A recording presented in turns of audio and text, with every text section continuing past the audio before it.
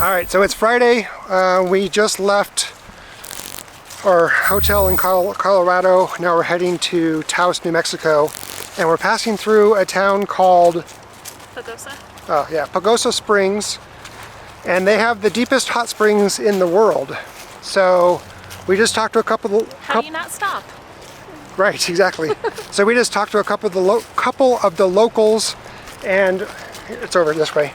And they gave us some insider tips on where to go for a free hot springs tub. It's warm, but not hot, but it feels really good. All right, well, that was super cool. Now we're gonna head off, finish the 3.5-hour drive down to Taos, New Mexico, and grab ourselves a hotel to rest for the Earthships. For the first time in all of my years of traveling in hotels, we have a fireplace in our room.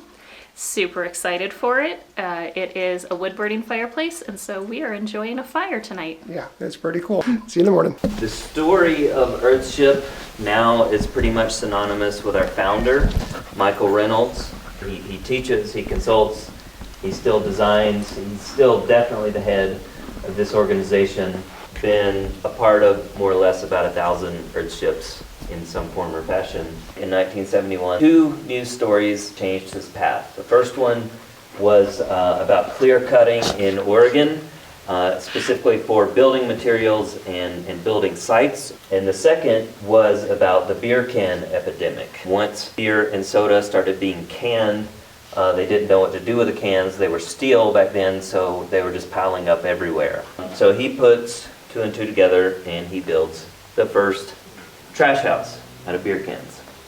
Mike and crew kept building over the next 10 years, building under the radar, trash homes, pyramids, castles, all kinds of things that are still out here. Through the course of failures, different ideas, and lawsuits, we eventually came to Earthship. Current model Earthships contain 40 to 50% garbage. The main one, what we're known for, are tires. So each building, each home is going to contain probably 700 to 1,000 tires each. Each tire contains 300 to 400 pounds of dirt that is pounded with a hammer or sledge. 2 kind of veteran crew members working can do a tire in about 10 minutes. In our case, tires are the backbone of the whole system. If you can see this here, the tire is holding up the roof. So it's that support structure. It's also holding back a 12-foot earth berm. Tires are the single best foundation for thermal mass. A lot of times you can't build with tires. So what we put on our architectural plans is radially reinforced rammed earth bricks, which is pretty accurate. Rammed earth is an ancient building technique, and so what it comes down to, what we're doing here is we're really just combining old world techniques with new world kind of technology. The cans have no true technical value. It's the one thing is we're getting rid of the cans, so we're reusing them. That allows us to use significantly less concrete, and then we can build more advanced shapes without a form. So you can see back here, the dome around the door, we're able to do that. We're able to build custom doors and things like that. Glass is kind of the same, no true value to it, except it does have kind of the aesthetic value, stained glass thing if you like that, and it does give you a little bit more light. So there's probably some kind of like fractional heating and cooling benefits to them. People ask why they look like they are two-sided. It's because they are. So we cut the bottom of 2 similar shaped pieces and then tape them together, clean them out and tape them together. So the second principle is we need our Earthship to be cool in the summer and warm in the winter. And we do this mainly by 2 ways. The first is going to be the passive solar design.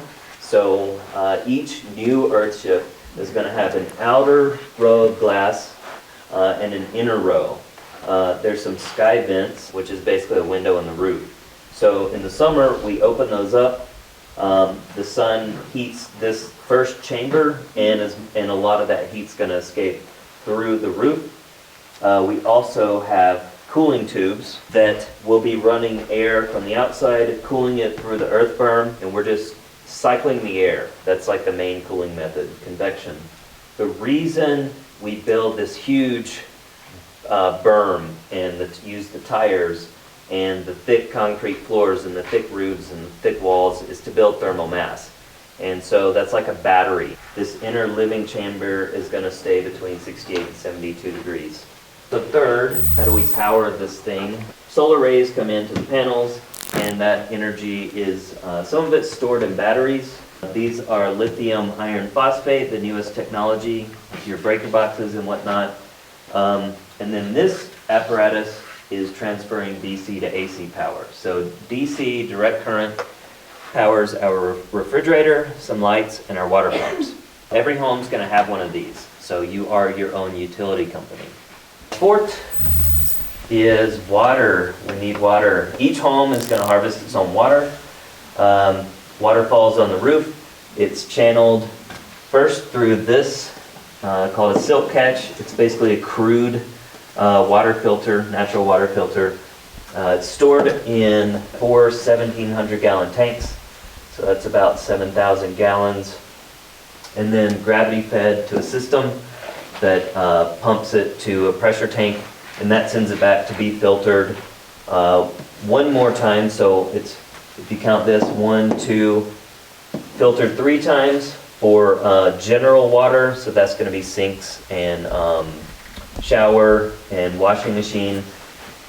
Filtered another 1 or 2 times for drinking water. So by the time it gets to drinking water, very high quality. There's a definite learning curve to living in an Earthship. You definitely need to be conscientious of your water use. You've got to change habits, be more conservative. We have designed them to reuse that water. Take a shower, whatever. That shower water drains through gray water cells. That all feeds the plants. It's very nutritious water. They love, most plants love gray water. We use plant-based soaps and things like that to try and be easy on the plants. They grow really tall, really quick. They filter the water for us, and then that water goes to the toilet. When the toilet flushes, it goes outside to do landscaping. So we say that we can reuse the same drop of water 4 times. The 5th principle is we have to take care of our human waste. And I did mention it earlier, but a way to think about an Earthship, people ask about the name.